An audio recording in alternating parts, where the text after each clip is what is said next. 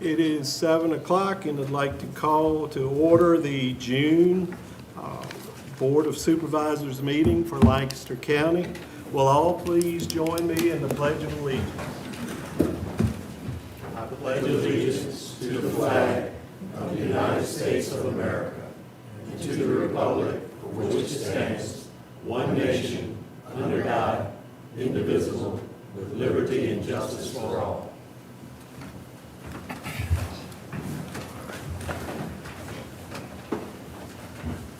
All right.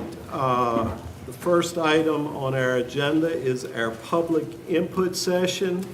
And I just want to remind everyone that you can discuss anything that's not on the agenda tonight. So now is the time. So is there anyone who would like to address the board? Yes, sir.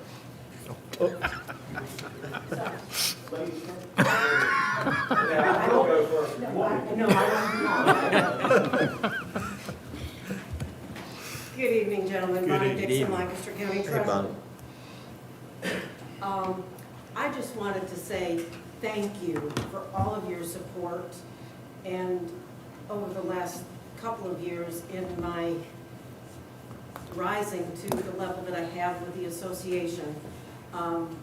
And for that, we have given each of you a rolling cooler filled with goodies from Lancaster County and our surrounding area. And I just want to share those with you, and those folks in the audience will see exactly. Now, each of these bags went to every single registrant when they checked in for the conference last week. So the first item, of course, was our yearbook, and inside of those pages are several things highlighting Lancaster County and some of the areas. We included the article that was in the Rappahannock Record regarding the, what do they call it, being voted the most beautiful public building in America, one of the most. We have there's a company in Essex County that harvests storm-downed trees, and they mill the trees themselves, and there's this neat little crab ornament in there made out of poplar. Our challenge coin that has a picture of the courthouse on it, the old courthouse. There is our trading pin that highlights the bridge and the blue crab. And then we found these neat little stemless wine glasses at the River in Kilmarnock that has all things Northern Neck on it. We got a goodie bag from Northern Neck popcorn. And then, I don't know if you all are aware, but we have a lavender farm in Kilmarnock now. And each person got a 4-ounce linen and room spray of their lavender, and a coupon for an online order discount if they would so choose. And then lastly, this was my favorite thing, which doesn't seem like a lot, but for us here it kind of was. I had our printer do little notepads, but on that notepad is the county seal. And I thought they came out very, very nice. So enjoy your goodies. Thank you. Thank you. Thank you, Bonnie. And again, I just cannot thank you enough for all of your support. And it meant everything to me to have all of you there on Tuesday when I was sworn in. Thank you. Congratulations. Yes. And Mr. Chairman, just for the public's knowledge and those who may be online, Bonnie Dixon, Lancaster County Treasurer, is now the president of the Treasurers Association of Virginia. And she was sworn in last Tuesday night.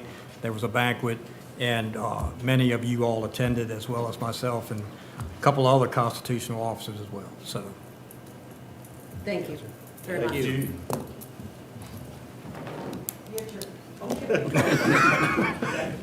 where's your goodie bag? I know. That's the first thing I was going to say, Don. I don't have a goodie bag. That's a tough act. All right, I'm out. My name is Travis Willow, and my wife Courtney and I live full-time on Windmill Point Road. We live on Fleets Island after you go over the little bridge onto a small 1.5 mile long stretch of road that dead ends at the Westland Public Beach and Fishing Pier. I'm standing before you with the support of the mass majority of the homeowners on Fleets Island, as well as the sheriff of Lancaster County.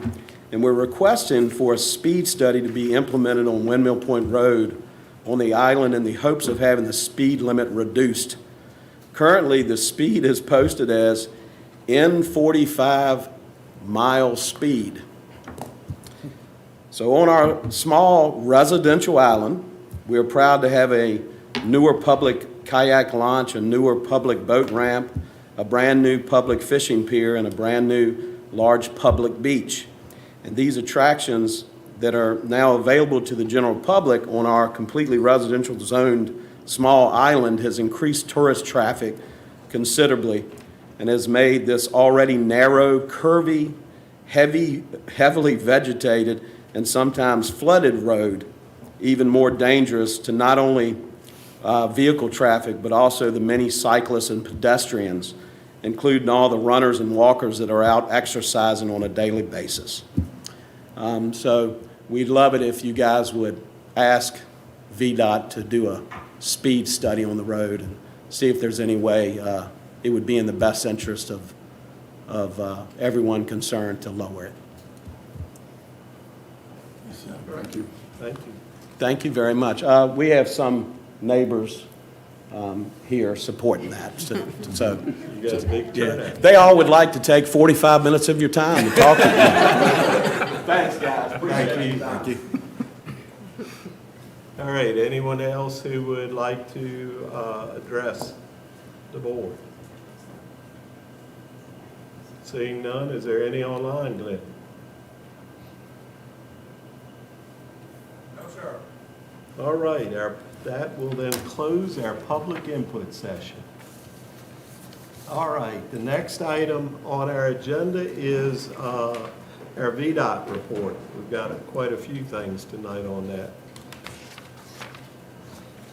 Good evening. Good evening. Good to be here with you all. I just realized I didn't bring my glasses. Need me to hold that in? I'm good. I got long arms. We did some brush removal on 354 at Reynolds Farm. We cut brush on Ottoman Ferry, Sage Hill Paint Shop, and River Ridge Road.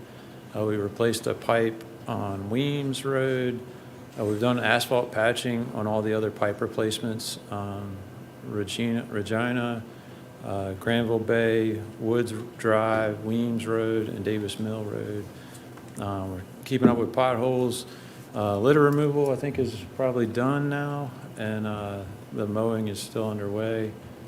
And then we'll keep up with work orders across the county. We'll keep working on brush. We're planning to cut brush on Town Center Drive, James B. Jones, and Bewdley. We have some pipes to clean at Greentown, Mosquito Point, Walnut Street, the Weems area, and on Queenstown Road. We're working on some shoulder stabilization projects on Windmill Point Road. We have some short-term work planned and some longer-term work planned. We also identified a couple pipes. Thanks to Mr. Willow's walk that we went on, we found a couple additional pipes we need to replace. Those will be a little bit longer term, but they're on our list. And we'll keep up with work orders. The plant mix schedule is underway. You've seen that work on Route 3 near Kilmarnock. Cape Seal schedule is underway. Surface treatment I expect to start next week. Let me ask a question. Yes, What's sir. what's the difference between Cape Seal and surface treatment? Cape Seal is two parts. It starts with surface treatment, and then it gets a second layer that goes on top. And Cape Seal is kind of like the Cadillac of surface treatment. It rides a little better, but admittedly, it's a little bit of a mess to get there. So it starts with the surface treatment, which is liquid asphalt and stone, layers of that. And then once that sets up, they'll demobilize for a few weeks. They'll come back after that sets up, sweep the loose stone off the road, and put down a slurry on top that kind of fills it in and gives it a better ride and a black appearance. So it looks like plant mix asphalt, but it's a whole lot cheaper than plant mix asphalt. So it's a good product. All right, thank you. The only other update, Oyster Creek Bridge replacement, we had that part in our dust meeting. That should be underway here soon. That completion date is May of '27. And then the Deep Creek culvert replacement on 354, that fixed completion date is September 2nd of '26. So a couple more months on that. But those are the things I have for you all. Do you have anything for me? I got a couple of things. Is there any update on the intersection at 646 and 200, which is Christchurch Road and Irving Road, that stop line and stop sign? If you are traveling from Christchurch, coming toward 200, and you stop where you're supposed to stop, you cannot see the traffic coming from Kilmarnock going to Irvington. I've done it, and the only way I can see the traffic is actually pull out almost in the intersection. So the stop line and stop sign should be moved out. I don't know why it's so far back, but there's no way for you to see the traffic until you actually pull across the stop line. Yeah, I reviewed that after that most recent accident. Yeah. It is further back. The idea is you stop at the stop bar and then creep up until you can see. But I talked to a trooper about that. I did ask traffic engineering to review that, so I'm waiting to hear back from them. But we'll see if we move it or not. Because it's pretty bad. I didn't think it was that bad when I first got the call, but I went and tried it myself, and you definitely can't see if you stop where you're supposed to stop. Right. Yeah. The other thing, and I know this, my colleague here, Jason, has brought this up before. We got signs that we put up at the bridge, message board, telling us when, the bridge, somebody's working on it and all that. When those signs are dark, can messages be put on there for safe driving, like head up, phone down? I don't see any reason. I know it can be done, technology-wise it can be done. Just wondering if VDOT is willing to do it. I'll get you an answer. I mean, maybe the big sign closest The to the big bridge, sign, yeah. that would be the only one we could do it on. The smaller signs have messages that are just pre-canned. We only have a certain number to pick from. Yeah, I'm talking about the big sign. But we might be able to do it on the big one. They do it on the interstate. I don't know why they couldn't do it there. Yeah, that's where I've But seen it. I'll find out. There's been some close calls on it where people creeping across the line when you're going across that bridge, and we know they're looking at the cell phones and stuff. We'll put one on there that says no pools. Yeah, so, like I said, I know technology-wise it can be done. It just, Yeah. if VDOT is Pool willing to do opening it. up, What's that? swimming options. Right. Yeah. I mean, you spent the money to put the signs up there, so Might as well use them, right? let's use them. I wanted to see if you could address anything regarding the comments on Windmill Point Road and what would be the steps there. And is it legitimately possible that we could get the speed limit from where it starts there and in the little Foxwoods area at 45 to be 45 all the way to the end of where it turns into 35? Yeah, typically the speed study request just comes from the board. If you all want to make that, motion and get support of the board, we'll review it. The other part of that too would be near the Oyster Creek Bridge, when he was talking about the growth of that sort of Phragmites grass. Is there any way for y'all to cut that back further? Yeah, we can cut it within the right of way. Because that grows pretty fast, and that is sort of encroaching and creates sort of a visual hazard there. Do y'all have any issue with doing that speed study? Oh, no. Before you vote, we may have another one, if I could just have a second. Okay. So one of my concerns is Pittman's Corner, and especially with all the new activity up near the new school. I'm wondering if that speed limit should just be reduced on that entire road. We had an incident where a gentleman was killed in a car accident a couple of weeks ago.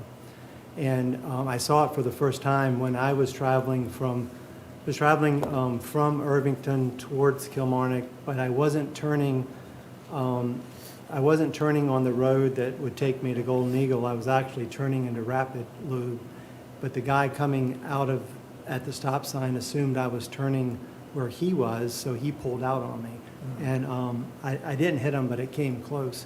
So I can see how there's an issue there. it's almost like it's a four-way, because when you have cars coming both ways and then cars coming across, it really is confusing, especially for older drivers. Is that something you can look at as well? Just to clarify, you said Pittman's Corner, that's 200 Christchurch and Old Salem? Yes, Okay, right. so it's the same intersection where the stop bar is? No, it's at the opposite end. So it's at where Kellum's Farm is. Oh, It's on the other side of the road. It's on the other Okay. side of the road. okay. When they review it, they'll review the whole area where the accident was. Yeah, I'm just trying to, are you trying to I'm trying to figure out if you're asking to have the speed limit looked at on 200? Yeah. Okay. I mean, that, at that point, I think it's up to 55. Yeah. I think it is. We've, When the school gets, or we can start to pursue this now, would be to have speed cameras within the school zone there. That's a great point, too. yeah, that is certainly an option. I'll leave it at that. I think I won't speak for the sheriff's office or the school, but it's an option that, they can entertain. We've got flashing lights coming. And my hesitation is we've studied the speed limit at the school's request with the flashing light, with the school zone application, which they have approved, and it just hadn't been installed yet because the school's not open yet. So I don't, after many reviews, I don't think the speed limit on 200 would be reduced, just because we've studied it a bunch here recently. But I'm happy to ask again if that's what the desire is. Do you also look at accidents? Yes, sir.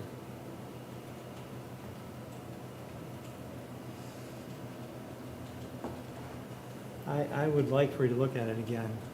Okay. May I ask for clarification? Do you want them to look at it at that intersection, Pittman's Corner? Yeah. Not the whole 200?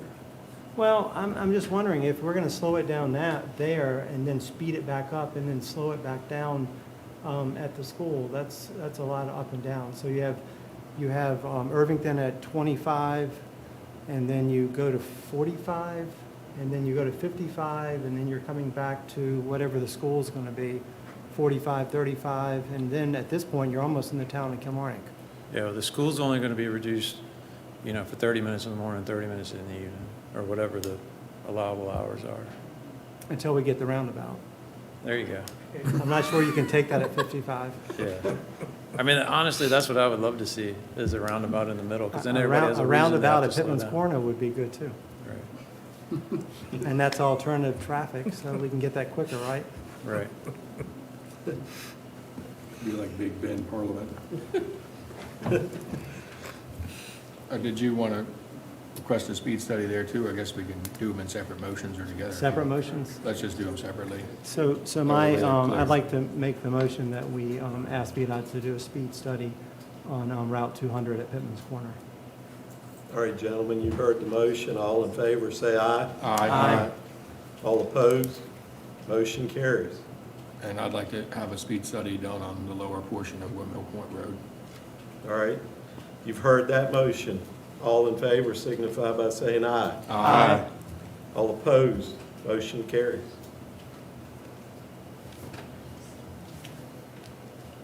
Anything else? All right, we'll look at both of them. Yeah, Olivia, don't you? Yeah, Olivia's coming after After that. David. Thank you, gentlemen. Thank you, gentlemen. Thank you. All right, Olivia, you're Thank you. next. Thank you, You Mr. got Chairman. some resolutions for us. I do. I have 3 resolutions for you. The first one is an authorization for the submittal of a transportation project on Route 200 at Harris Road, intersection improvements for smart scale funding. We brought the original information to you in the smart scale studies in February of 2026, and this is the last stage of our process before it officially gets submitted. So we're looking for a motion to authorize that submittal. Thank you, Mr. Chairman. All right, thank you.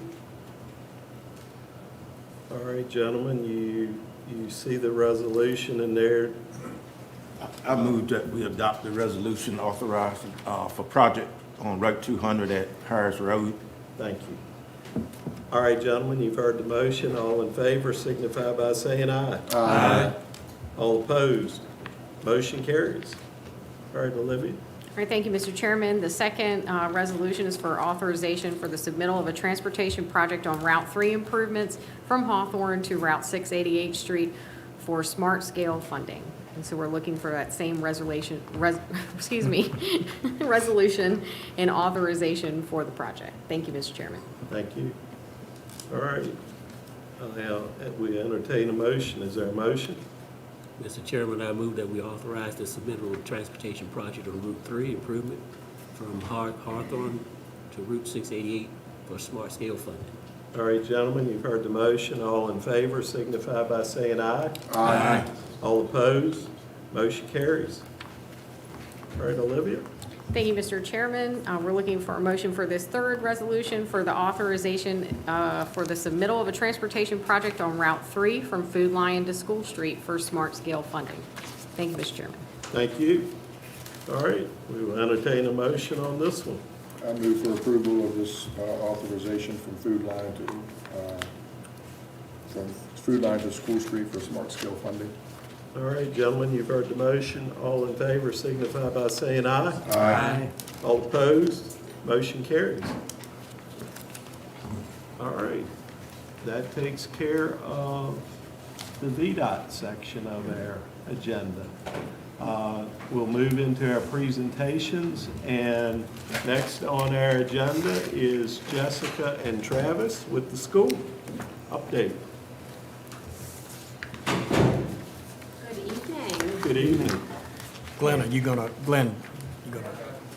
You got it.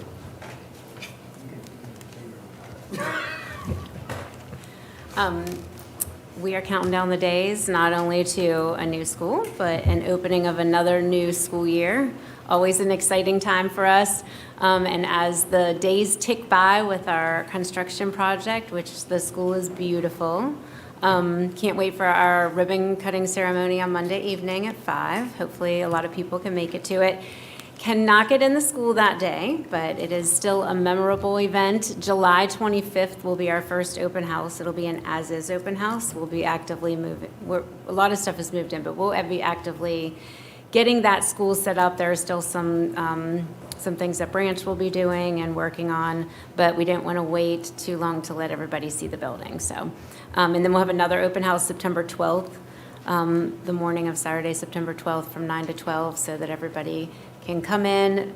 It's a building for the entire community, not just the schools, and we want everybody to be able to see that space. So we're working hard to finish it up. Time's a ticking, and also, you know, we're continuing to make our plans on the educational side of things in our strategic plan, how we best prepare kids for life after graduation, and finding leadership opportunities and exposing them to, you know, the workforce and post-secondary education and military, and I feel like we're really making good strides with that. It's just exciting times in Lancaster County Public Schools and for our kids. We are all looking forward to seeing those kids' faces as they come through the doors.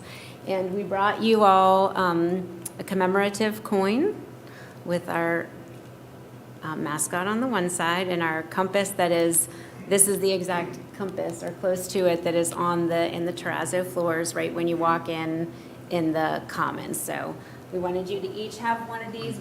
We have them for other people on Monday, but but we wanted to make sure that you all got one. When's the kickoff on the first Friday Night Lights? I think it's mid-September. It's going to be an extremely exciting night. Did I hear you right? So on Monday, you will not be able to get inside the school? No. Okay. I was just asked that Monday, this past Monday, where they gonna be able to get inside. Yeah, no, we publicized it so people would know because we knew everybody would want to get in then, but it's just not quite ready for everyone to go in. And when you come, please come in on the Old St. John Road, because that's what VDOT wants us to do. So, but we are trying to get people in the habit of coming in. I myself have been coming in the shortcut way, so we're trying to encourage people to come in that direction.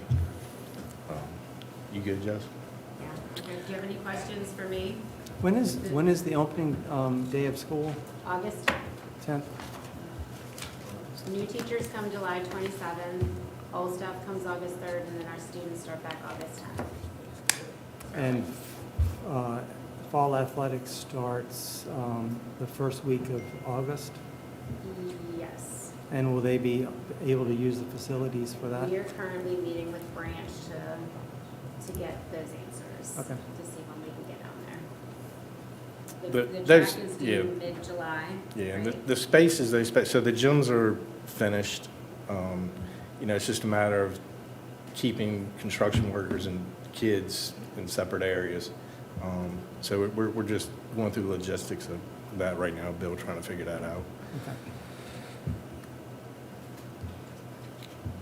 Just got a few quick slides for you. This isn't my best work. We were sort of rushed up this week with all the moving and stuff we've got going on. But this was a picture from a month ago, kind of give you an idea of where we were. This is from earlier this week. And some of the progress that you can see on this is the parking lot's been, it's got its top layer of asphalt on it. They've striped it, put the parking blocks in. There are no stripes on the track yet, but they're coming. We're being told mid-July. You can also see in this picture the solar panels that are on the, what we call the C and D sections of the building on the south side. So they're working on getting those installed. You can see the frames for the panels on the main building. Again, just some more pictures of the solar panels. The other panels are there. You can see them, those white boxes at the bottom of the screen. They were setting flag poles earlier this week, so that was a big deal. It sort of officially turned it into a school with the flag poles out front. Just a quick shot of the auditorium. The seats are in the auditorium. A lot of the sound dampening material is in there, the baffles, and they're putting the finishing touches. And this sort of gives you an idea of sort of where they are in the school in general. It's just that last little bit of trim that's going up throughout the school. This is a picture in the main commons.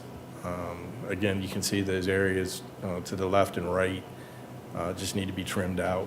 And there, the library, which is above the media center, they get some wood trim as well. We had some appliances show up this week. I made it a point to get Tico in this picture, so I graduated with Tico. So, but the point also is we're trying to buy as much local stuff as we can. You know, throughout the project, and having them deliver the appliances was a good thing for us. Just a quick shot of the media center. Oh, I'm sorry, that's the music room. Got ahead of myself. Again, this gives you a good, I mean, this is what it looks like. This is sort of where we are, and this is why we're not letting people in the building on Monday night. Last little bit of carpentry, some wood trim, but you can see all the materials that we brought up from the library. They're there. So we've got a lot of stuff in the building. I appreciate Brett and Kevin allowing us to do that because time-wise, we would have been in a crunch without them allowing us to do that. And this is Kenny's band room. He's probably going to freak out when he goes in there, but anyway, he's got his work cut out for him. But we're working on some solutions for that too, and Branch is willing to help us navigate some of this. Because he'll have students coming in probably late July, I would imagine, for some instruction. So we're working through some of those. That's where we are. It's definitely going to be something to be proud of. It's gorgeous. They are working on, What's that? Crunch time. Yeah, it is definitely crunch time. yeah. Having lots of meetings with Branch and Do you think we'll still need to use some of our old facilities for sports when we kick off at the beginning of the season? We're going to see how early next week goes. We may be reaching out to Don maybe about in the it, summertime for practicing. having to do that. But we're going to do everything we can to try to get away from having to do that. But we may. We've got options. There are some options for us. So. Will the football team practice on that new field or just play? There hadn't been anything that happened until it Yeah. gets, finished. We've got a practice field back behind the school. We laid some Bermuda side out there for that. So I don't know, it'll be up to them to see how it'll be interesting to see, how they go about that. I'm curious about that myself. I think it'd be more You know about they where, probably, they probably want to get on it. because Oh, yeah, would it yeah. be about storing their equipment and having water and things like that? Are we ready for that? Ready for That the part's ready. field house is All ready? of all of the equipment's there. Okay. Water's good and things, but the swimming track surface and we still need to make sure that we can bring people onto that construction site. So, lots of timelines. See you Monday Sounds We'll see good. you Monday. Keep pushing. inside the school. Thank you all.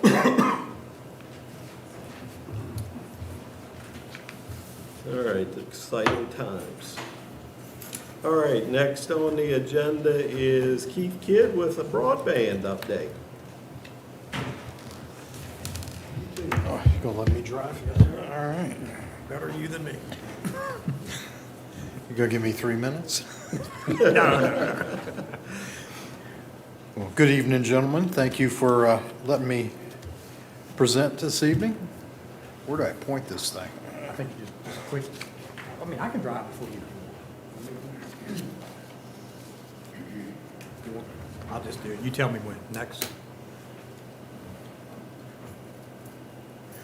Most of our BEAD funding will be applied by the end of 2027, or early 2027, I should say.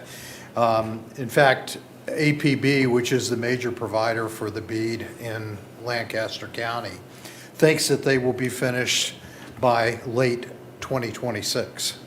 So that's a very good news scenario. Next slide, please. All right, I'm going to take you back. This slide is not new. You've seen it before. What I've done is reduced just Lancaster County thanks to a little Photoshop work. This is essentially the the VATI funding. So as you can see, the pink areas are those that have broadband. Next slide, please.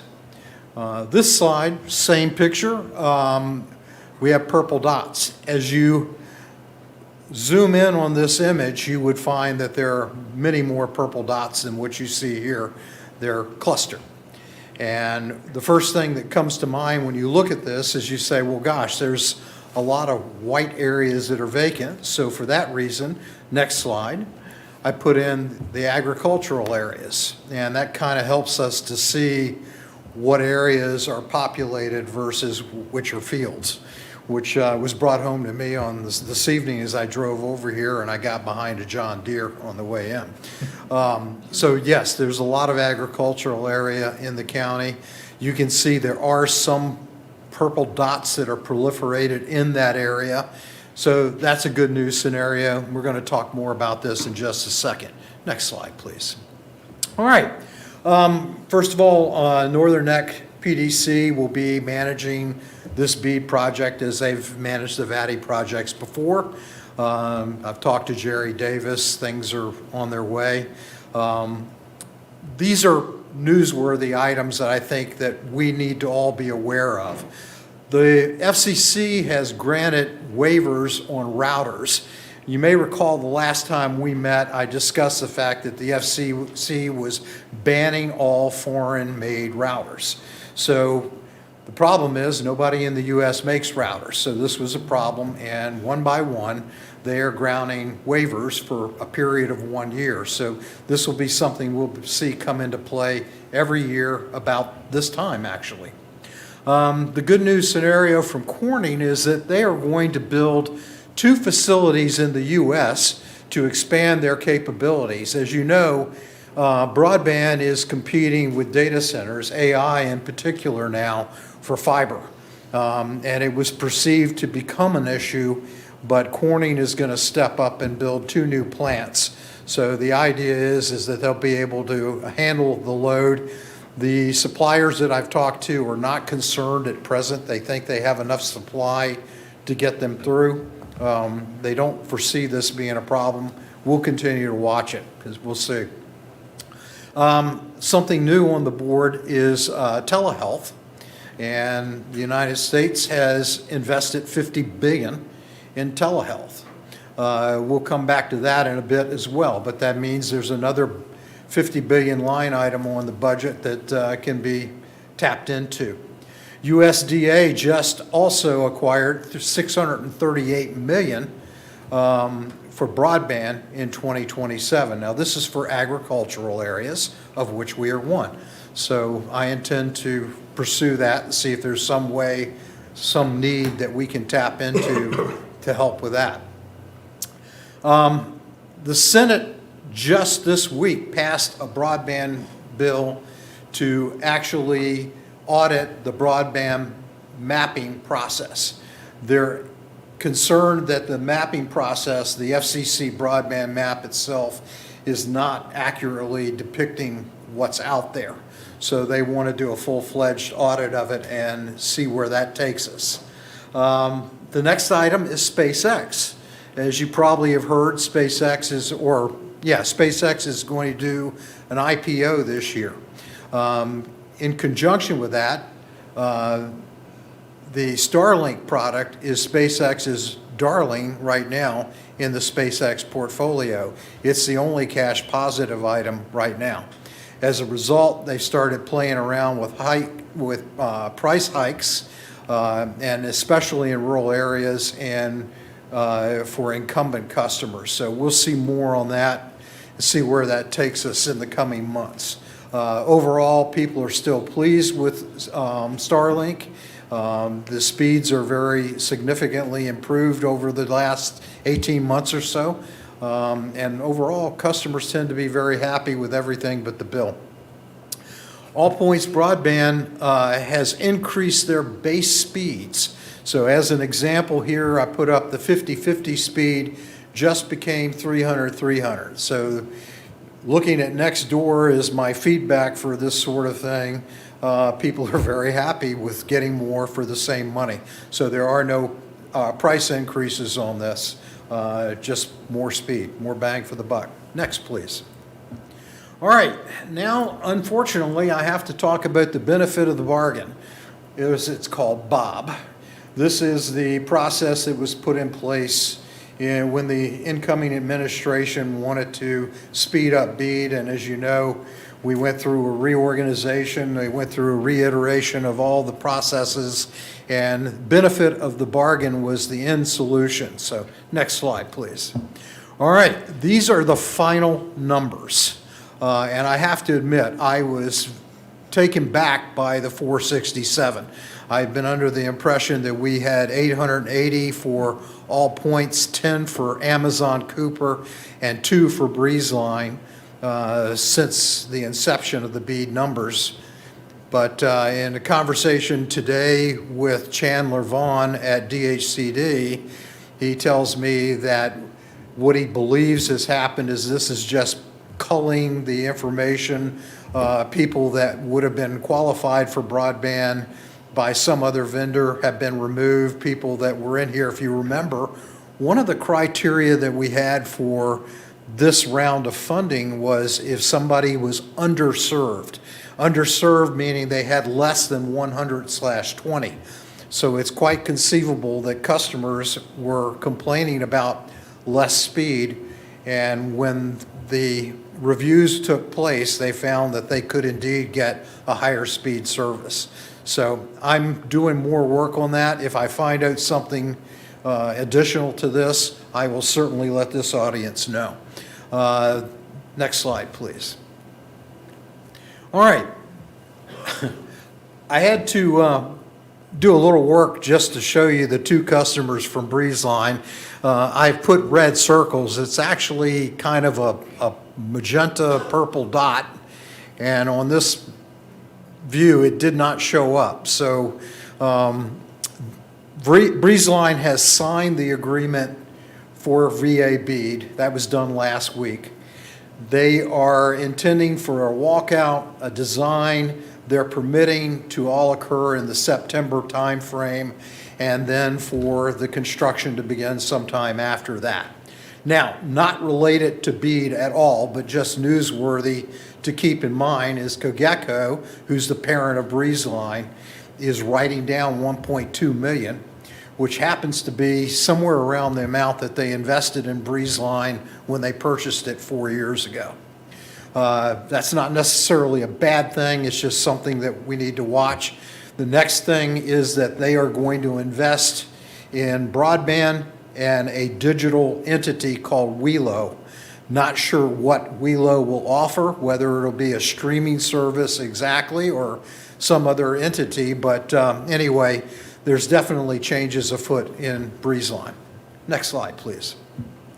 All right, AST Space Mobile sounds a whole lot cooler than Amazon Cooper. As you know, they had planned 45 satellites for this year. You see the red dots, those are the 10 customers that we're supposed to put into play. I said supposed. If you haven't heard, on May the 29th, they had their New Glenn rocket explode on the launch pad. So that kind of puts them at odds. They have locked up every available SpaceX and Blue Origin launch time for the remainder of this year and all next year.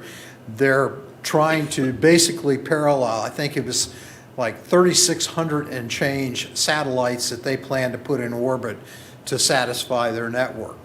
As a result of the New Glenn explosion, they went to the FCC and petitioned for a delay, and they got it. The delay takes them to July 29th, 2030, but they're still very much in play. Again, I'm not sure how this impacts their delivery this year. They obviously have to have a certain amount of birds in the sky in order to serve customers. So more to come on that as it materializes. Next slide, please. All right, Virginia Everywhere, we know them as All Points Broadband, but if you look statewide, they were the big winner for BEAD.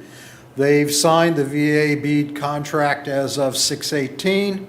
The terms give them till 2029, as I said earlier, for completion, but in talking with Tom Ennis, he believes that by later on this year, early 27 at the latest. And the reason is they already built out the infrastructure that they need in Lancaster County. We have 8 rings that we put around the county. We have all the rings connected. What they're going to be doing is adding cards and drops for the fiber. So it's a relatively short time frame. Based on my experience, I would say 2 to 3 months to get customers up and running. So they are in the process of getting ready to do that. Sometime probably July, August timeframe, we'll know more concrete dates for delivery. Next slide, please. All right, so what's on the watch list? What am I concerned about? Certainly affordability still tends to be an issue. Congress has done nothing. They've discussed a couple of plans. Nothing's come to fruition regarding making an affordable line of coverage for broadband. It's still very much an issue. Tech support is a new one. I was talking to a neighbor, and she was talking about problems with her BreezeLine connection. And she was talking about the fact that she only knows how to use her iPad.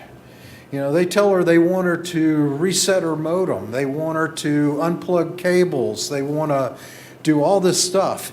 She's not prepared to do that, and she's not alone. We have a huge issue, I think, with getting the support, and I think this is probably going to be a big problem in telemedicine as well. Because, if you think about doctor's times, organizing an appointment and getting ready to do the appointment, and then the person, the resident, can't get online, can't get the service, and even the doctor's office. So we're studying what might be done about that, quite honestly. A lot of it's going to be due to the vendors like Microsoft and Apple to provide better means to use their products. And then my last big concern is residents beyond BEAD. What's next, if anything? Will there be other funding that comes available after this round of BEAD? As you probably heard, so far NTIA is only lining up to use about half of what was set aside. That number is $45 billion. So that leaves a lot of money on the table. I know a lot of folks in Congress have been discussing using the residual funds for affordability, using it for training. That would go to the tech support line item. But so far, nothing's occurred. So we'll continue to watch that. Any questions? You know, back to tech support, the real problem with Breeze Line is reliability. Breeze Line service is terrible. You wouldn't have to call tech support if the service stayed up. So that's where the problem is. The service is terrible. I got Breeze Line, so I know firsthand. I had Breeze Line. I know firsthand too. Yeah, it's terrible service. I'm not sure what we can do. I talked to Don about it last week. What can be done from the county's position on putting some pressure on Breeze Line to upgrade their service. Now, I did plug my address into all points, and I can get all points. So I think I'm gonna be moving. I'm gonna be moving mine. I have to concede, I'm now an All Points broadband customer. And it was done out of frustration with the amount of time I lost on calls.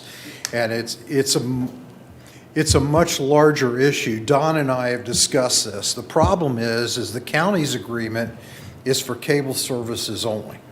Breeze Line will give you a gigabyte for So- $10 a month for the next year. Yeah, broadband isn't covered. Yeah, broadband is not covered under the county's licensing agreement. It's just broadcast. So therein lies the problem. That's why I really want to study what's happening with what they're talking about in this WELO activity. Are they going to step up? For example, there's one of our constituents had contacted me. As you know, Dominion has a couple projects to bury cable in some of our neighborhoods. And what's happening right now off of Holly Haven is that Dominion is going to top the poles. When they take the power off and bury it, they plan to cut the poles off because Breeze Line is still on the poles. So I'm trying to get an answer from Breeze Line, which I do not have after 2 weeks, of whether or not they're going to do anything with burying that cable. This would be the ideal time to upgrade the product. Now, that's where you have to look at the news item I gave you, writing off $1.2 million from Cogeco. It tells me they're cash starved. Well, their service is terrible. So the people that can't switch, that's the ones I'm thinking about. I pay a lot of attention to Nextdoor because it's a good feedback loop. Your comments are very prevalent on Nextdoor as well. Thank you. Thank you, Keith. Thank you. Thank you. Thank you, gentlemen. Appreciate it. Thank you for the updates. Yes. All right, we've got one thing added to our agenda, and the next item is Steve Mathiasen with the American Junior Golf Association to talk to us about the championship coming up at Indian Creek. Good evening, gentlemen. Good evening. So my name is Steve Mathiasen, and I chaired the committee that organized and ran the tournament at Indian Creek last year. It turned out to be a big success. The AJGA, American Junior Golf Association, picked our tournament, our all-star tournament, the number one tournament in the whole country. So we did a really good job. You can see on the economic impact on this sheet here, there were 20 states represented with the players, 4 different countries, 257 visitors. There was 96 players in the field. So I'll pause for a second. So the American Junior Golf Association is where the best golfers come through to be seen by colleges and pros. 99% of them end up playing in college, in whether or not it's Tiger Woods or Charlie Woods, Scotty Scheffler, Jordan Spieth, Ricky Fowler, Kelly Norda, Lexi Thompson, they all come through the AJGA. So it's a unique opportunity for a rural area like this.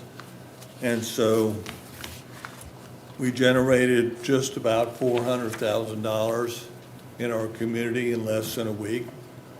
And one of the things that I was most proud of, usually you have a fundraising day where people pay $1,500. 3 adults play with one of these AJGA players for a round of golf. And I thought about how we could have some of the best 12 to 15-year-old golfers in the country and not include our high school golfers.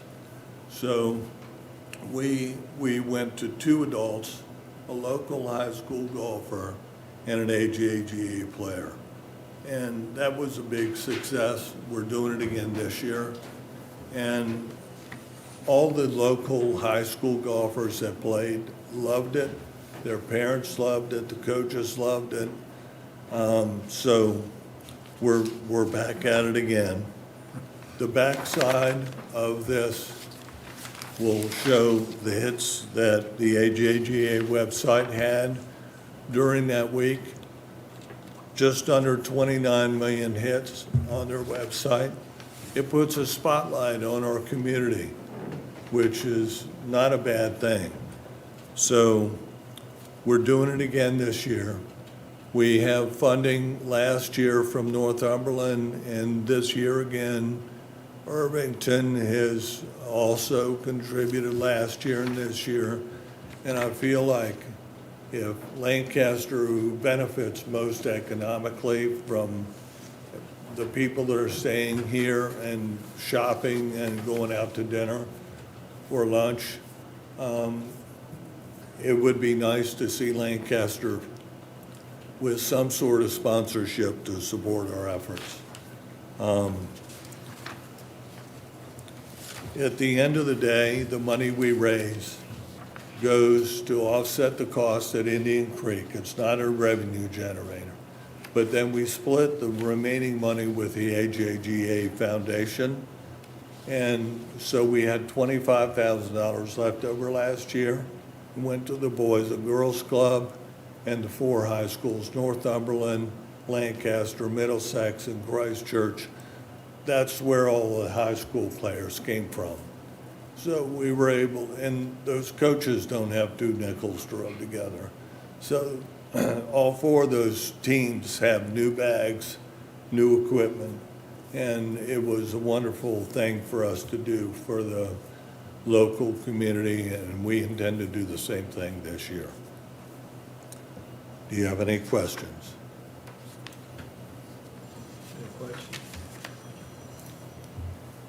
I thank you in advance for considering sponsorship. You've got another sheet that has the sponsorship levels on the back side. So if you have any questions, please let me know. Don, I have a Thank question you. for you. Could some of the funds that we earmarked for tourism be used for this purpose? Yes.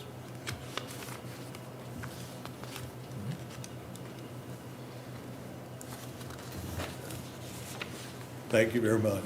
Thank you for your time. I'd move that we sponsor the gold level using tourist dollars from our tourism fund. All right, gentlemen, you've heard the motion. All in favor signify by saying aye. Aye. All opposed? Motion carries.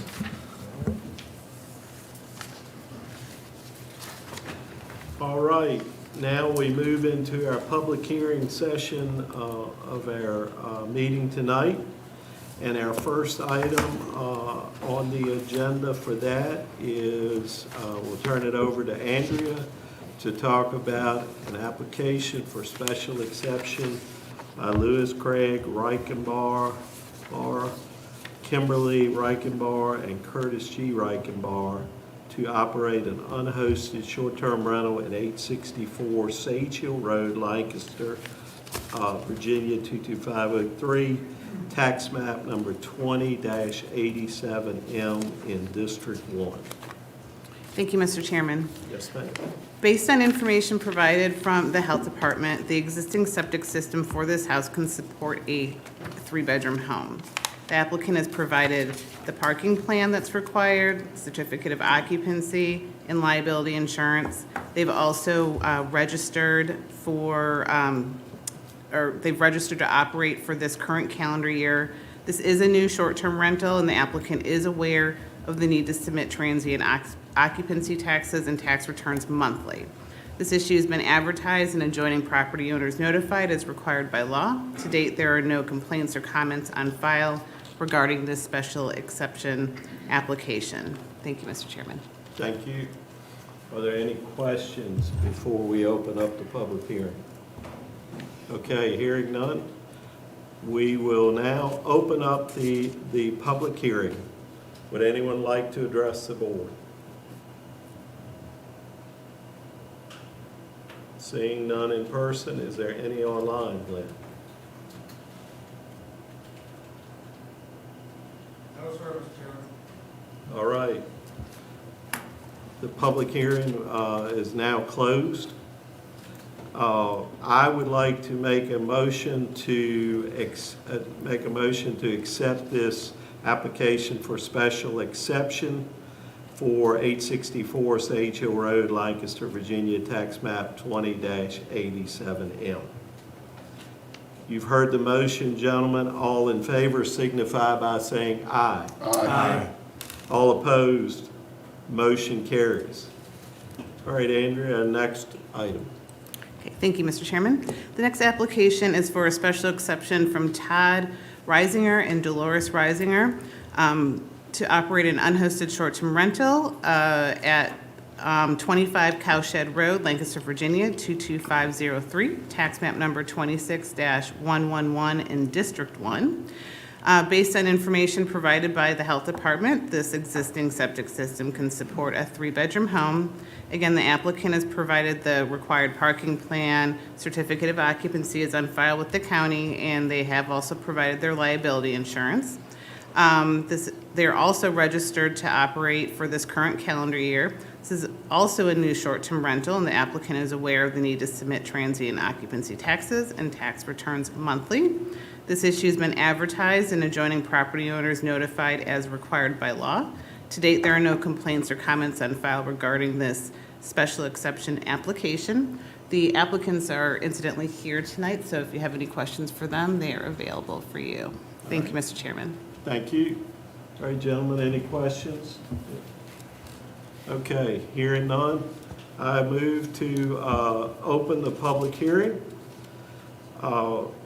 So would anyone like to address the board on this special exception request? Okay, seeing none, is there any online? No, sir, Mr. Chairman. All right. Being that there's no comment at this time, I would like to move that we approve application for the special exception by Todd Reisinger and Dolores Reisinger to operate the unhosted short-term rental at 25 Cowshed Road, Lancaster, Virginia, tax map 26-11. All right, gentlemen, you've heard the motion. All in favor signify by saying aye. Aye. All opposed, motion carries. All right, Andrea, next is application for special exception by Safe Harbor Holdings LLC to operate an unhosted short-term rental at 97 Curl Cove Lane, Whitestone, Virginia, tax map 34-30A in District 5. Thank you, Mr. Chairman. Safe Harbor Holdings LLC is a Virginia company that is duly registered with the State Corporation Commission. Based on information from the Health Department, the existing septic system can support a 3-bedroom home. The applicant has provided a parking plan, the certificate of occupancy, liability insurance, and has registered to operate for this current year. This is also a new short-term rental, and the applicant is aware of the need to submit transient occupancy taxes and tax returns. This issue has been advertised and adjoining property owners notified as required by law. I did receive one phone call from a citizen that referenced this particular short-term rental. They did not have any complaint or support. They were just asking some general questions about the short-term rental process and enforcement. So that's just one thing that came in a couple days ago. Thank you, Mr. Chairman. Thank you. All right, gentlemen, any questions, comments before we open the public hearing? Okay, seeing none, we shall now open the public hearing for this application for special exception. Is there anyone who would like to comment?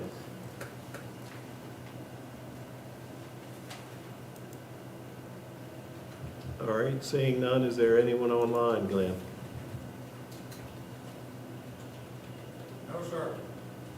All right, I move the public hearing now be closed. So I entertain a motion on this application for special exception.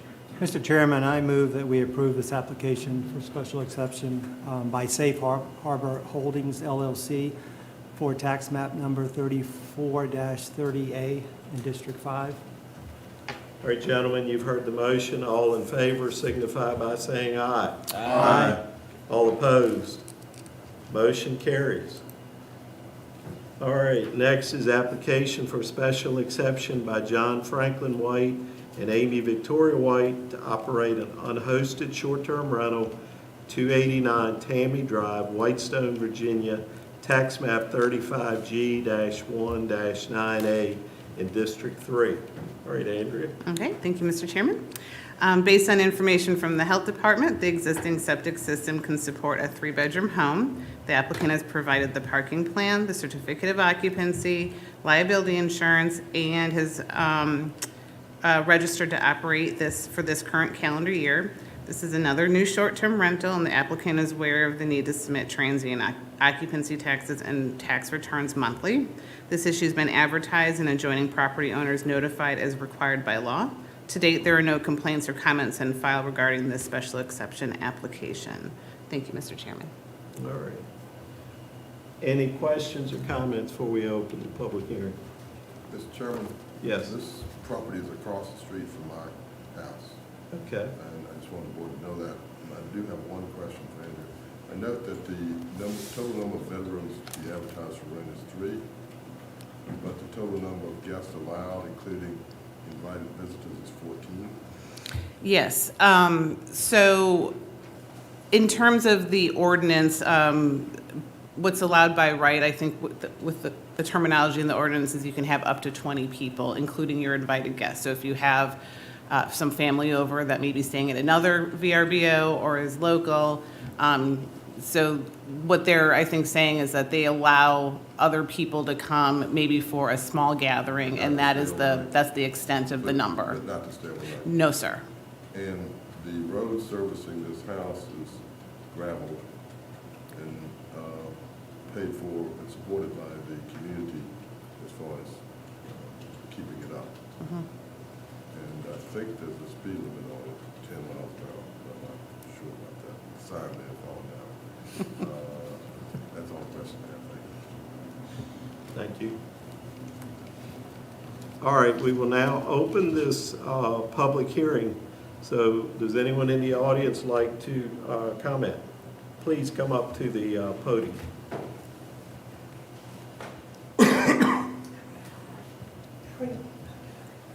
Hello, how are y'all? Good. I am a neighbor. Yes, the speed limit is 10. I didn't know that this was going to be a rental, and I don't have a problem with it. This is more for the board for me. I do know the Whites, and I know that I can talk to y'all about what I need, so don't panic. But clearly, this is not a bad haircut.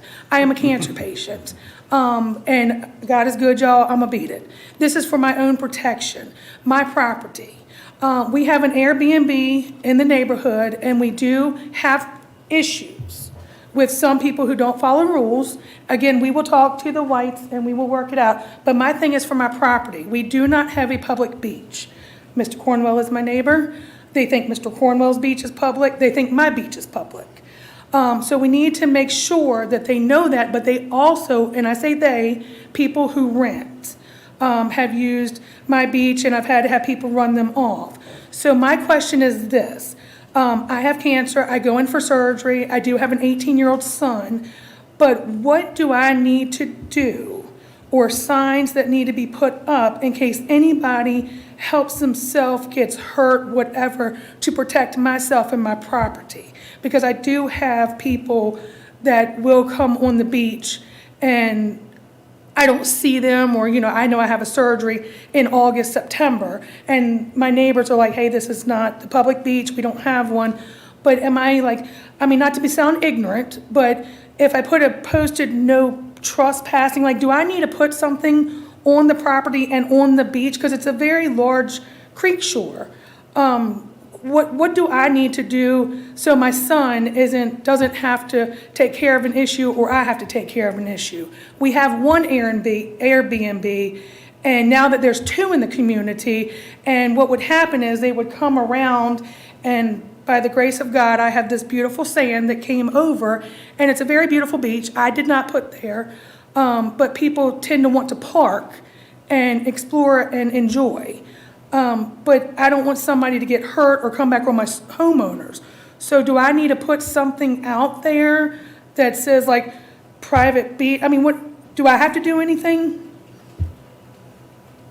I think I answered this in an email to the community about the fact that there are no public beaches in the Little Bay community. Okay. And that the owner of the property needs to so advise his renters that there are no public beaches. For years, I had not a public beach sign there on my beach. I don't know what happened to it, but it was there. And, Yes, it was. And I did not take it. So I think that perhaps as a condition of a special use permit, that the owner needs to be advised. My opinion is two things. One, he needs to advise his renters that there's no public beach, except the beach is behind his house on that creek. Correct. And that's not public, it's his. And that second, I think he also needs to advise his renters that there's a 10-mile-an-hour speed limit on Absolutely. that gravel road, because I can tell you from the dust generated on that gravel road that it's a considerable problem. We have not opened our windows. I would ask the board to consider those two special conditions in the special use permit. But I would still put up a private property sign. Like a private beach, and then just put posted no trespassing? Right. And as long as I have one in the sand, that covers the length? I would put one on each property line. Yes, Okay, so make sure it's obvious. Yeah. I've got one on the telephone pole. okay, You have to walk by to get to my beach. correct. And I've got one at the end of the barn, but you have to walk by to get to my beach. So basically, on each side that you would enter, and then from the waterway, just put it right in the center? I put the sign I had up, which seems to have disappeared, in the center of the beach. Okay. And then do I just take pictures of it and the day I did it in case something mine goes where yours is? Sure. Okay. Okay, thank you very much. Thank you.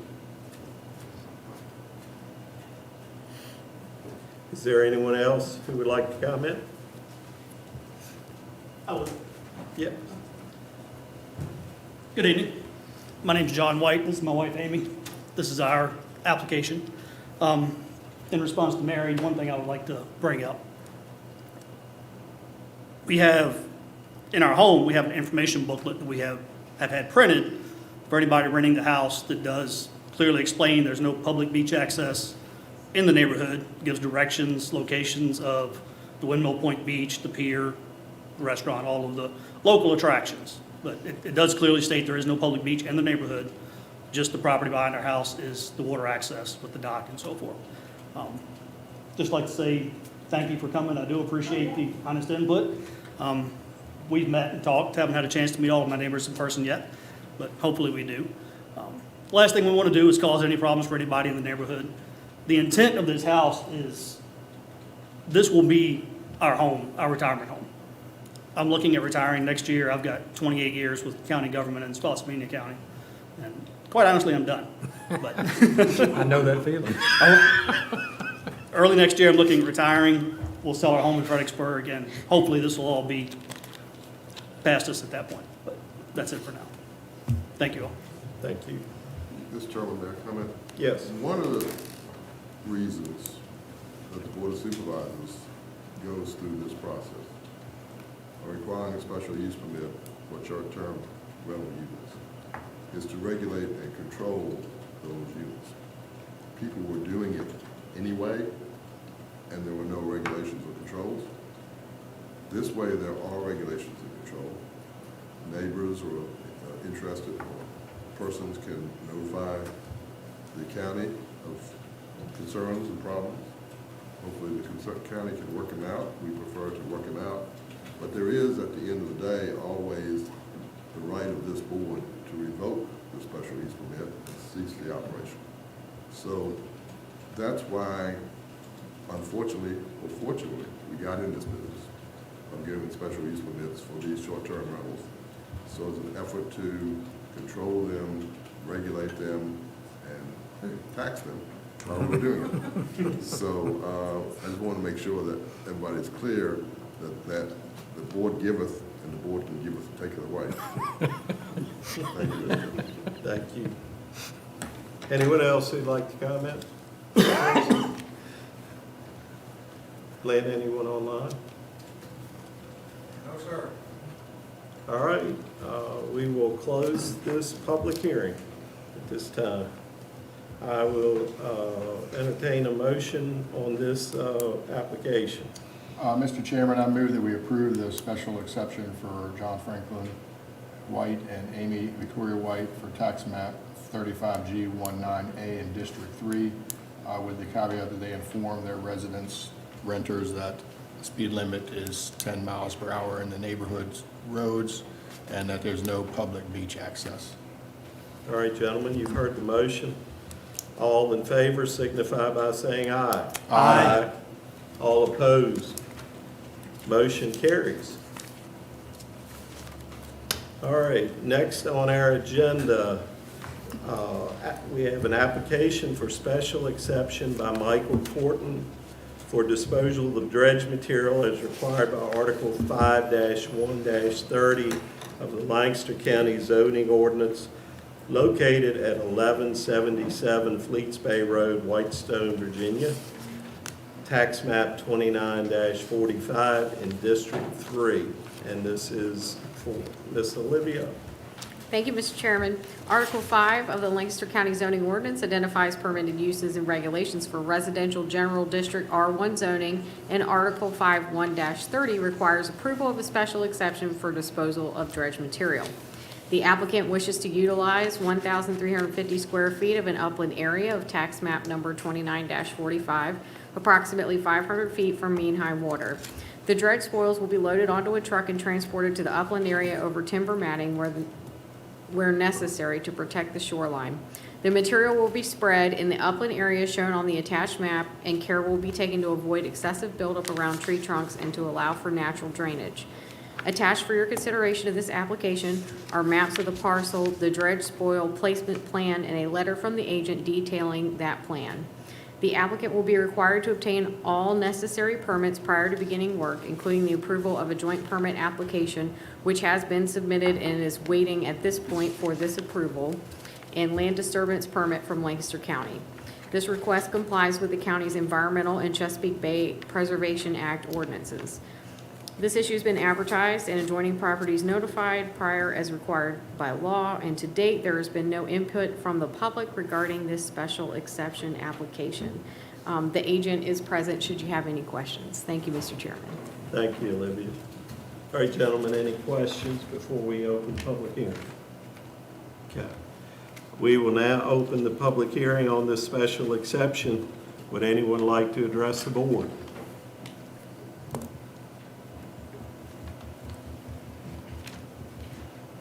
Okay, seeing none, is there anyone online, Glenn? No, sir. Okay. No comments. I will entertain a motion on this special exception. Mr. Chairman, I move we approve this special exception to dispose of dredge spools on tax map 2945. All right, gentlemen, you've heard the motion. All in favor signify by saying aye. Aye. All opposed? Motion carries. Thank you all. All right, next item is our consensus docket. Mr. Chairman, I move that the consensus docket be approved. All right, gentlemen, you've heard the motion. All in favor signify by saying aye. Aye. All opposed? Motion carries. All right, now the consideration docket. And first item is salaries and invoices.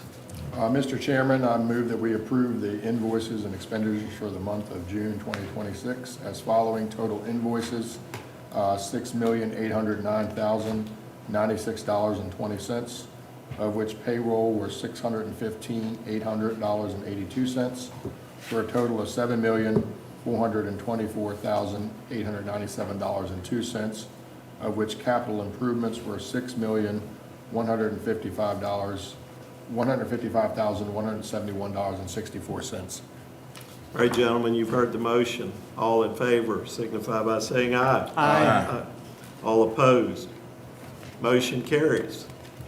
All right, next item on our agenda is approval of the Chesapeake Trail Engineering Services Addendum 2 estimate, and that is under Don.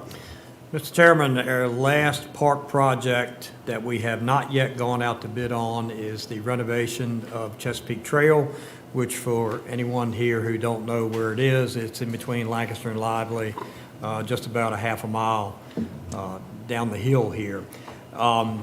In order to continue the implementation of the Recreational Trails Program grant that Olivia was so kind to apply for and get for us for this project to renovate that Chesapeake Trail, there is some additional engineering work that will be required, mainly in the bid phase and construction phase services that Bay Design has provided on our other park projects. They've provided this estimate not to exceed $22,000, so I would ask that the board approve this estimate not to exceed $22,000. All right, gentlemen, any other questions for Don? If not, I'll entertain a motion. Mr. Chairman, I move that we approve the Chesapeake Trail Engineering Service, addendum number 2, estimating not to exceed $22,000. All right, gentlemen, you've heard the motion. All in favor signify by saying aye. Aye. Thank All- you, Olivia. Yes. All opposed? Motion carries. Thank you. All right, Don, next item on the agenda is the consideration of various supplemental appropriations to our fiscal year 26 budget. Yes, sir, Mr. Chairman. As I do every year, I go through the expenditures through June 30th to see what departments may need supplemental appropriations to finish out FY26. We have 5 departments that will need such supplemental appropriations. First of all is the Board of Supervisors. These expenses you discussed during the FY27 budget meetings. You determined that the mileage, convention, and education line items had not been increased since FY19. And we currently have one board member who sits on the National Association of Counties Board of Directors with all of those additional meeting responsibilities. So you all addressed that for FY27 by increasing those line items, but we need supplemental appropriation to take care of FY26, and that amount is $12,650.33. The next line item and the biggest line item in this request is EMS, $299,573.40.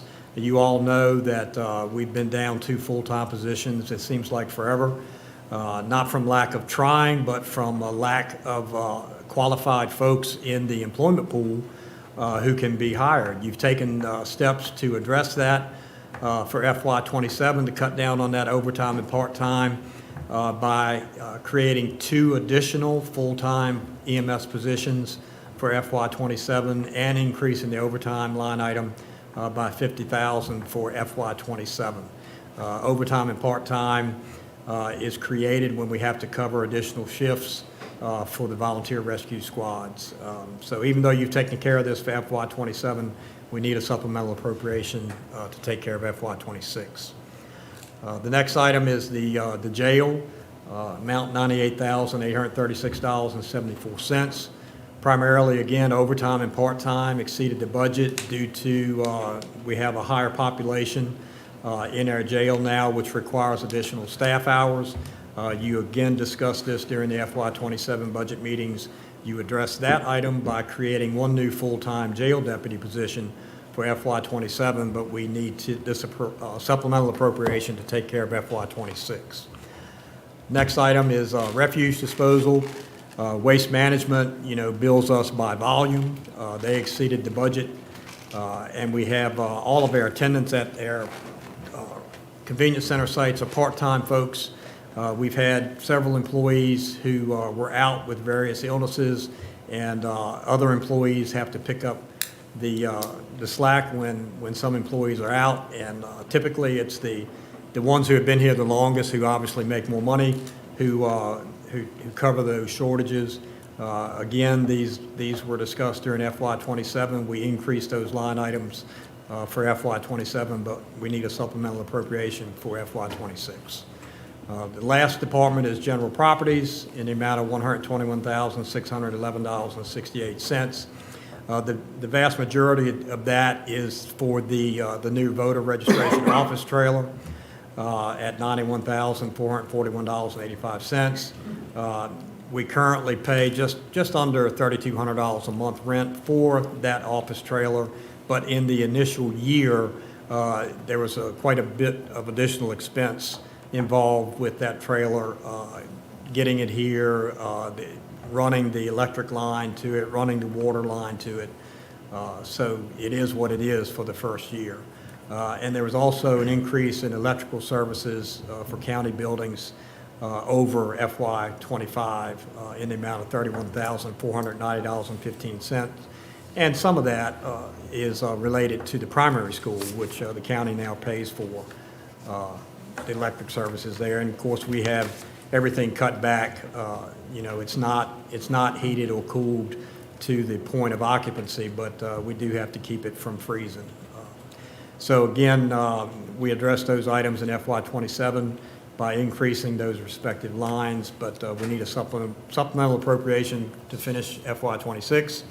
The total amount for FY '26 is $661,651.55. Okay. I have a couple of questions. Yes. Under refuse, are we monitoring or seeing any uptick in air dumpage now that the neighbors have cracked down on who can use there? Or was there any way to track that? I don't know if there's any way to track that. I can go back and compare what the waste management bill and tonnage was over the past several years. I mean, I'm certain ours has increased year over year. Oh, for sure, just in general, but I mean. Yeah, but I don't know if there's any way that we could track, who's going to the Northumberland site over on 200 and who's going to, the Kilmarnock site. I just don't know how we could distinguish that. Yeah, I guess we just have to see if there's a sudden spike or trend in the next months ahead, since there's inactions have just taken place, sort of. Yeah. The other ones are regarding the sheriff and the EMS. Almost every year, we've added money for overtime and issues, but every year, we still keep coming up short. They keep overspending these budgets in the same line item, so I don't know what the problem is here, or why the overtime, we can't seem to get it right in the budget. Well, and I also feel like, the rest of these are kind of under your domain, under your administrative leadership, but the sheriff is a constitutional officer. Yeah. He should speak for his overages before now. Well, and I think we addressed that during the FY '27 budget discussions. Yes, typically year after year, overtime and part-time are exceeded. Previous years, you had not created additional positions, but for FY '27, you did. So hopefully, when this time rolls around next year, hopefully, if there are any overages for overtime and part-time, they should be much less. Let's hope so. Yeah. Because this seems to have been an ongoing battle that we've been hard to wrap our hands around. That total supplemental appropriation, when Don told me that, sort of floored me.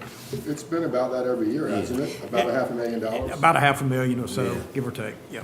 But we're still, I mean, overall in the budget, we're still well under budget. Like, we're still conservatively budgeting, and Yes. we're still coming in with Yeah. positive cash flow at the end of the year. Yes. I have a Overtime, you quick know, question. I'm speaking, we're overtime for quite some time, every year, really, and people is the problem. You take EMS, if you're down to, now we said you can add 2 more, Yeah, but you still got to hire them. that's right. Yeah, That's so- right. And people seem to be the problem. You just can't, It's- you can't get the, it's a you can't shortage. ever It's a get up the shortage way of you them. should be. Yeah, and of course, you all addressed that too with adding the hazardous duty supplement to our EMS folks, But which, if we put that money in the budget and they can't fill them, that money is available for It's overtime. available. So That's it right. should- Exactly. It should Wash. wash. Yeah, correct. yeah, that's correct. Mr. Chairman, I have a quick question about general properties. So the property that we have at the primary school, I feel that we've kept that for the past year or so. We were storing items in that would go to the new school. Correct. Will we be looking at maybe liquidation in the near future? Well, Or is there a plan for that? there's always an option we have pursued with Bay Aging, the possibility of some type of, housing facility, and they're doing due diligence to determine if that's feasible. But yes, I mean, I think we're at a point that we can start having serious conversations because we're done with the school now. I totally agree. Yeah. I totally I agree. think John said he is working on some things potentially for that facility too. yeah, he has been. And we have used it for storage of school equipment, and we also used it for storage of the radio equipment for the Right. radio project. That's right.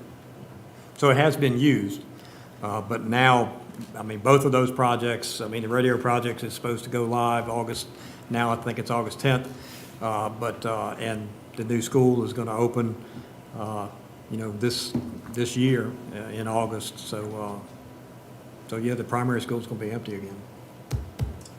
And, you know, John Bateman is working on some things. I talked to him just last week, and right now, I don't want to get ahead of what he's doing, but I know he wants to get a survey done of the septic system. Yeah. Evaluation of exactly what we got there and what we can do, so there's some work being done.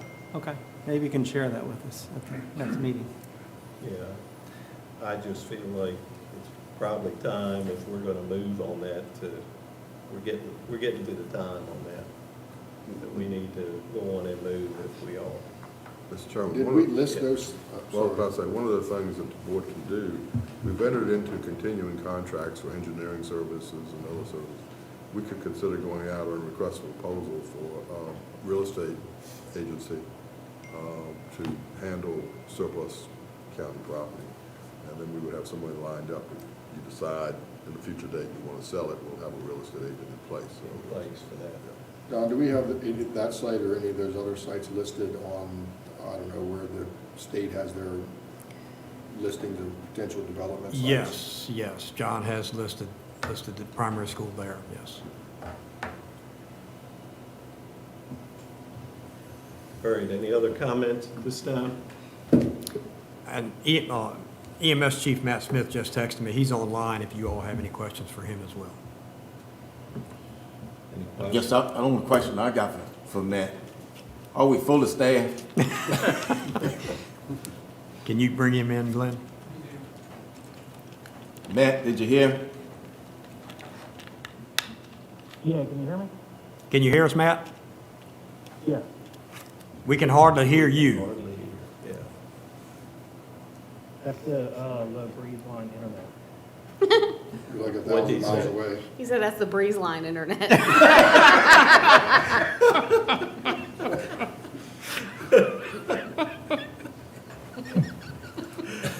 We added those positions actually, I think it was fiscal year 25.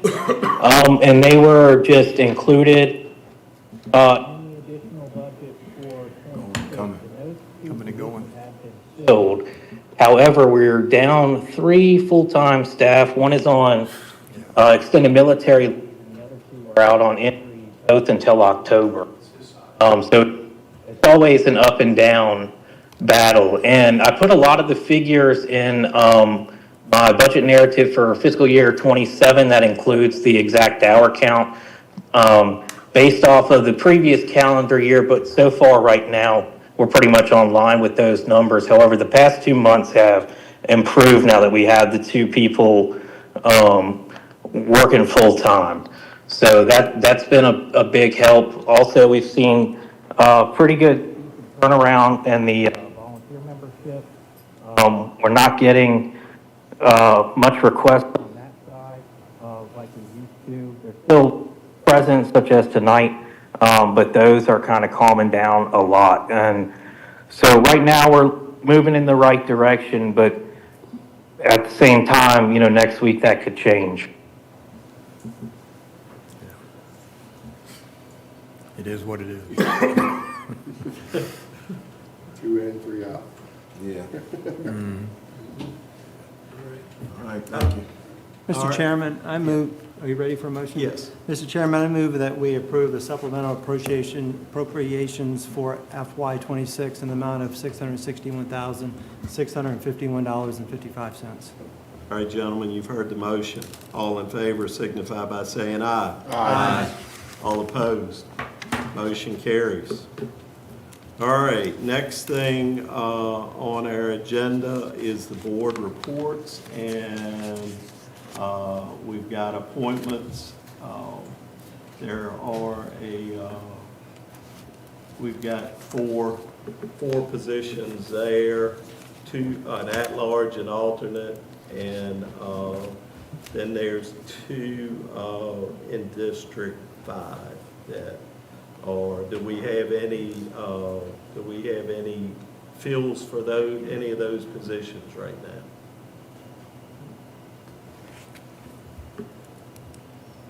Okay, hearing none, then I move on to the county administrator report.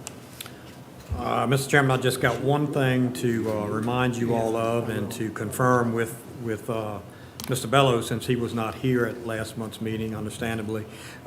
We tentatively set Friday, July the 17th at 11 a.m. For a groundbreaking ceremony at Carter Cove. There's also an event with the Friends of Rappahannock that day at 11 a.m. They're moving their spat-on shell oyster tank to Carter's Cove and trying to kill 2 birds with 1 stone, so to speak. So it was fine for our other 4 guys. Is that I'll be away at the NACO annual at that time, but y'all go ahead without me. okay? All right. So I we'll mean, all right. We'll still plan on the majority of the board is good, so. okay, Friday, July 17th at 11 a.m. Thank you. I'll watch your speech online, Mr. Smith. Get on early, it's going to be short. All right, anything else? No, that's it, sir. Don, Short what's preacher, I that don't believe it. groundbreaking? A short preacher, I don't believe Is, it. Friday, July 17th at 11 a.m. Mr. Chair, Don, put a reminder in your phone. I will. You better call Myra. Yeah, I called Don a couple weeks ago because I had it as June 17th. I'm like, do we have a meeting today? All right, gentlemen, we are down to needing a closed meeting at this point. Jason's got the Jason, language. you got the motion. I move that the Board of Supervisors enter into a closed meeting for one, personnel per section 2.23711A1 of the Code of Virginia as amended. Two, acquisition, disposition of real property per section 2.23711A3 of the Code of Virginia as amended. And for three, legal matters per section 2.23711A8 of the Code of Virginia as amended. All right. We will now, We need to vote. I'm sorry. I don't know that I've had one of these before, so this was new. I entertain a motion to go into closed session. He just. I gave you the Oh, motion. I'm sorry. Call the question, I call the question. All right, time vote. You want me to read it again? No. All in favor signify by saying aye. Aye. All opposed, motion carries. Thank you.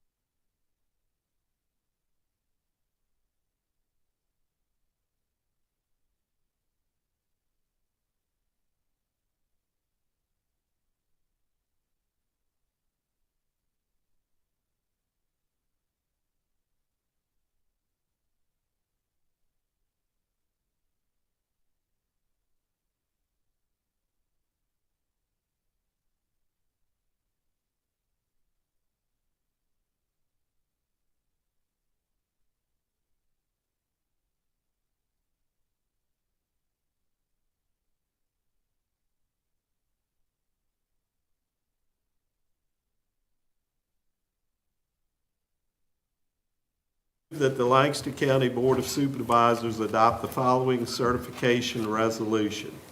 Whereas the Lancaster County Board of Supervisors convened in a closed meeting on June 25th, 2026, pursuant to an affirmative recorded vote on the motion to close the meeting to discuss personnel, legal matters, and acquisitions/disposition of real property in accordance with sections 2.2-3711.A.1, 2.2-3711.A.8, and 2.2-371-A-3 of the Virginia Freedom of Information Act. And whereas Section 2.2-3712D of the Code of Virginia requires a certification by the Board of Supervisors that such closed meeting was conducted in conformity with Virginia law.